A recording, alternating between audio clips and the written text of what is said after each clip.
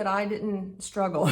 Don't think that it was easy for me. It was not easy for me at all. The whole reason I started seriously getting down to business about my health was because my dad had died of a fatal heart attack.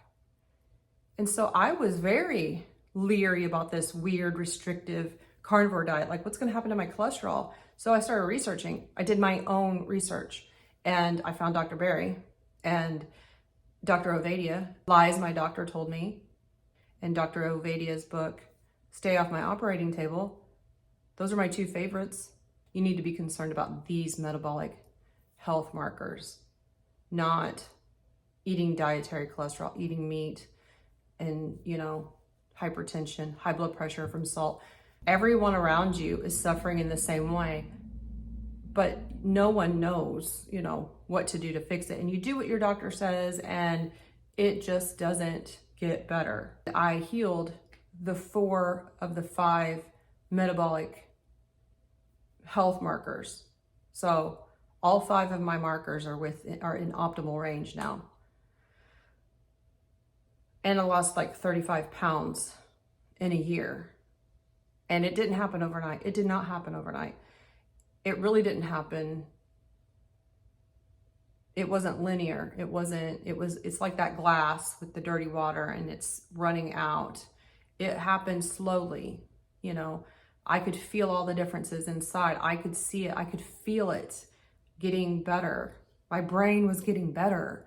And then I kept track of certain things and they got better, and I kept doing it and I kept doing it and I kept doing it. And I joined a community in the first, like around the 5-month mark, I joined a community, and that helped. And sharing my experiences and, sharing the struggles, and like, gosh, it was really hard today. I was in this really difficult situation and I wanted to eat. I just wanted to eat. I wanted that dopamine hit. But I stayed the course. And I like to tell people about my experiences because it had a profound effect on my health and my vitality and optimizing my health, especially getting older. I'm 48. I'm completely in version 2.0, midlife, whatever. I know what I'm talking about. I've lived through things. I've experienced things. And if someone had said, you need to take a hard look at what your lifestyle habits are and what your nutrition is, I think that would be great. That would move the needle all the way to the other side. I've lived with chronic illness since I was in my 20s. I lived with, a lot of experiences that may not have had to be the way they were, that I thought were, siloed events. Oh, well, you go to a specialist for this and you go to a specialist for this, and it's just part of getting older.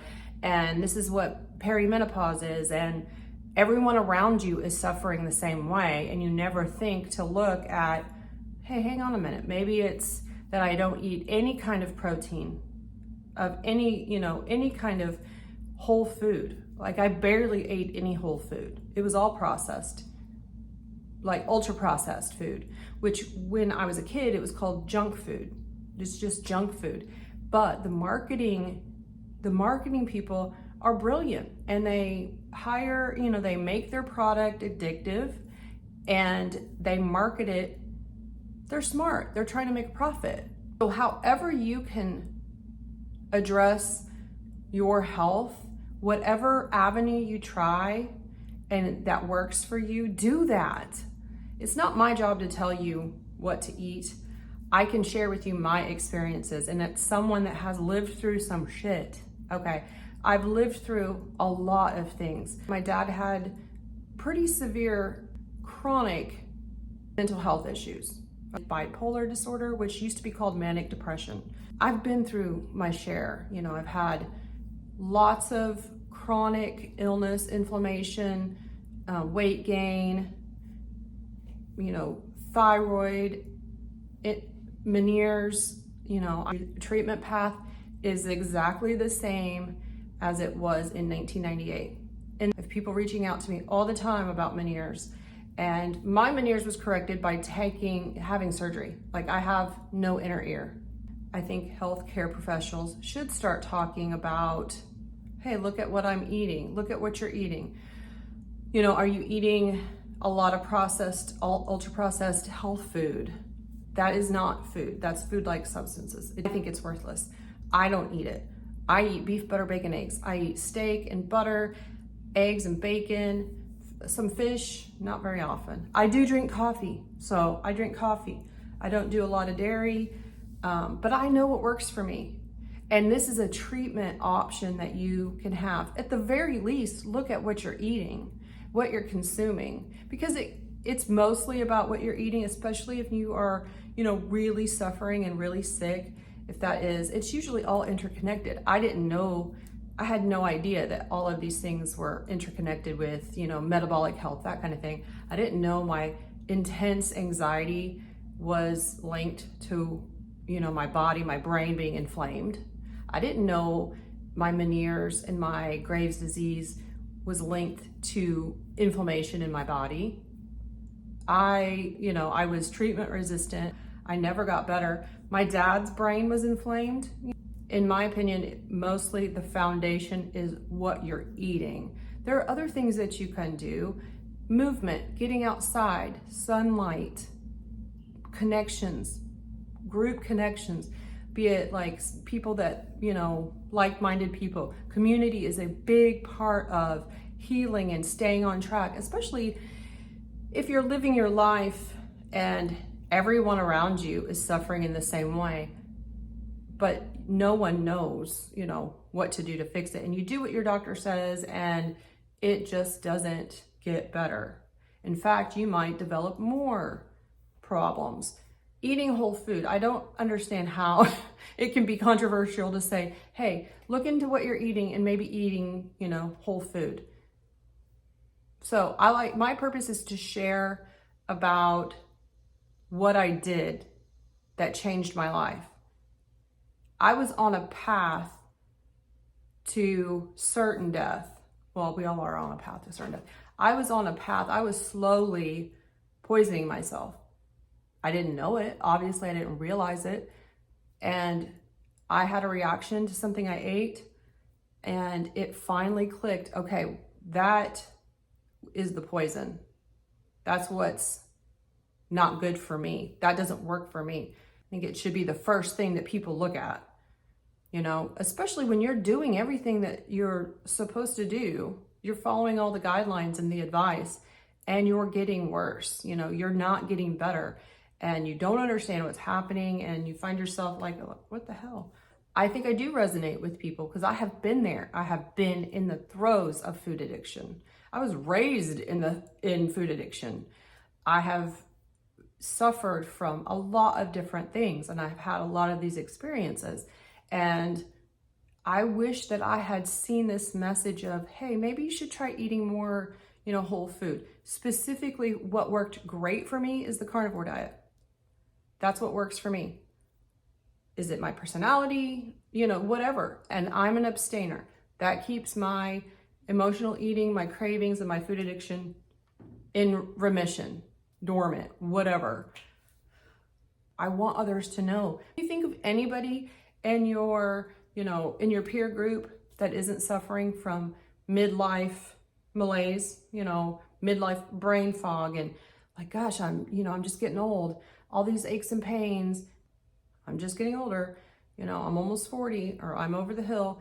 It's typical now, but it's not normal.